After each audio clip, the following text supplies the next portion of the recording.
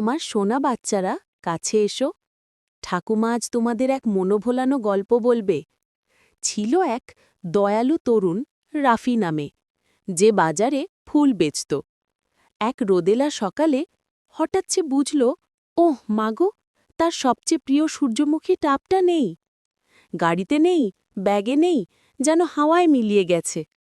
খুঁজতে খুঁজতে হঠাৎ তার দেখা হলো এক ছোট্ট ছেলে টিমোর সঙ্গে, যে দৌড়াচ্ছিল তার হাসি খুশি ছাগল পিকুকে ধরতে। আর পিকুর শিংয়ের উপর চুপচাপ যেন বসে আছে রাফির সেই হারিয়ে যাওয়া সূর্যমুখী টাব। মনে হয় ছাগল বাবাজি এটাকে নিজের টুপি ভেবেছে। রাফি হেসে গড়িয়ে পড়ল, চোখে জল চলে এলো হাসতে হাসতে।